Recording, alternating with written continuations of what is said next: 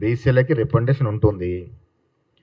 తెలంగాణలో BC cost census చేయడం అనేదే మా కమిట్మెంట్ ఫుల్ఫిల్ చేసినట్టు.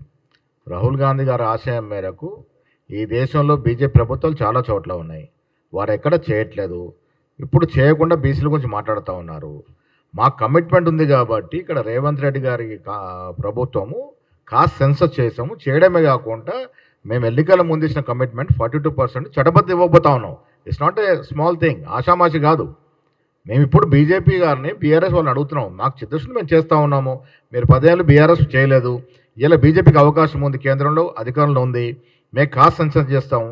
పెద్దలు చెప్పినట్టుగా అది 9th షెడ్యూల్లో చేర్చి ఈ రిజర్వేషన్ సుప్రీంకోర్టు సీలింగ్ని అధిగమించి మీరు మీ చిత్తశుద్ధి చాటుకోవాలి. ఇవాళ బండి సంజయ్ గారికి నేను వీతో పలుకుతాను, ఓబీసీ బిడ్డగా మీరు కేంద్రంలో మంత్రిగా ఉన్నారు. మేము రేపు చట్టసభలో బిల్లు పెట్టి చట్టసభలో చట్టబద్ధ తీస్తే దాన్ని 9th షెడ్యూల్లో చేర్చి మీరు ప్రధానమంత్రితో మాట్లాడి అధిగమించే విధంగా మీరు ప్రయత్నం చేయాలి. అప్పుడు మీకు బీసీల పట్ల చిత్తశుద్ధిని ప్రజలు నమ్ముతారు. Thank you.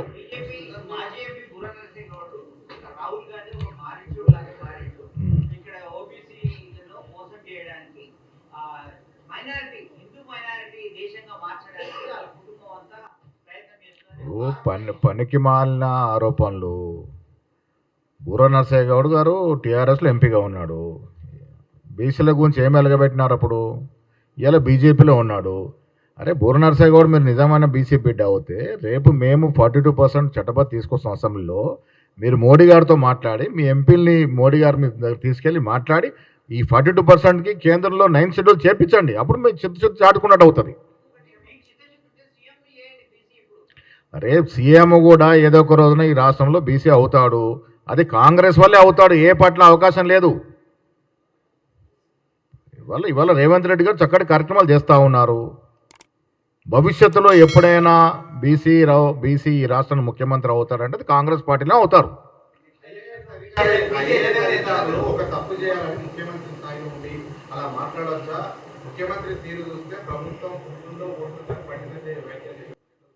బండి సంజయ్ గారు కేంద్ర మంత్రివర్గంలో ఉండి, ఇది సెక్యులర్ స్టేట్లో ఆయన క్యాబినెట్, సెక్యులర్ స్టేట్ భారతదేశం, సెక్యులర్ స్టేట్లో ఆయన ఒక మంత్రిగా ఉండి ముస్లిం గురించి ఇష్టం వచ్చినట్టు మాట్లాడుతూ ఉన్నారు. అలా మాట్లాడొచ్చునా? ముఖ్యమంత్రి ఐఏఎస్ గురించి ఎక్కడ తప్పుగా మాట్లాడలేదు. దీన్ని మసిబూసి మారడిగా చేసే ప్రయత్నం చేస్తూ ఉన్నారు.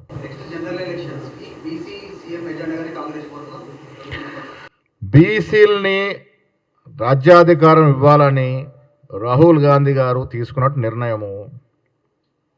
ఏదో ఒక రోజున తెలంగాణ రాష్ట్రానికి బీసీ ముఖ్యమంత్రి అవుతాడు, అది కాంగ్రెస్ పార్టీలో అవుతాడు.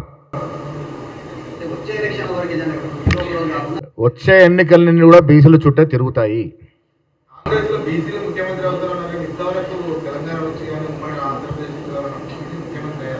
గతంలో కాలేదు కాబట్టి ఇవాళ రాహుల్ గాంధీ ఆ స్లోగన్ తీసుకున్నారు కాబట్టి భవిష్యత్తులో అవకాశం వచ్చినప్పుడు బీసీ ముఖ్యమంత్రి రాష్ట్రంలో అవుతాడు.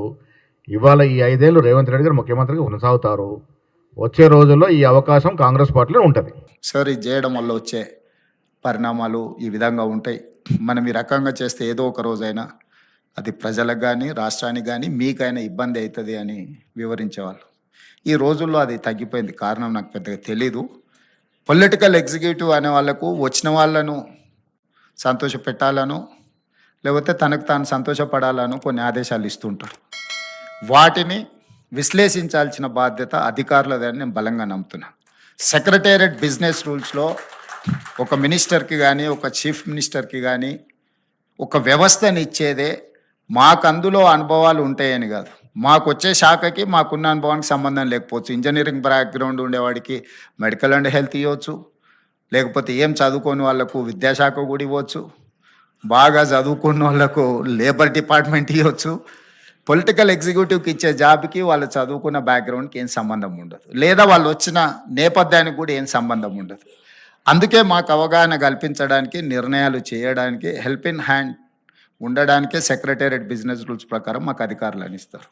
ఆ అధికారులు ఏ ఫైల్ వచ్చినా ఫైల్ నోట్ ప్రిపేర్ చేయడమే కాకుండా మాకు వివరించాలి.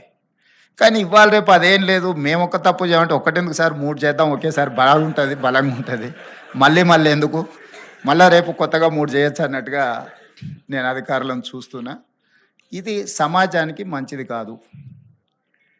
ఈ సమాజాన్ని 77 సంవత్సరాలు దాదాపుగా మనం చూస్తూ వస్తున్నాము. ఎంతోమంది బ్యూరోక్రాట్స్, సివిల్ సర్వెంట్స్ వాళ్ళ లైఫ్‌లు అన్నీ సాక్రిఫైస్ చేసి, కుటుంబాల యొక్క యోగక్షేమాలు కూడా వదిలేసి దేశానికి సేవలు అందించారు కాబట్టి ఈ దేశం ఇంత బలపడ్డది, ఆర్థికంగా నిలదొక్కున్నది. ఇది జస్ట్ లైక్ దట్ ఇవన్నీ జరిగినటివి కాదు. కానీ వాళ్ళు వస్తున్నోళ్ళు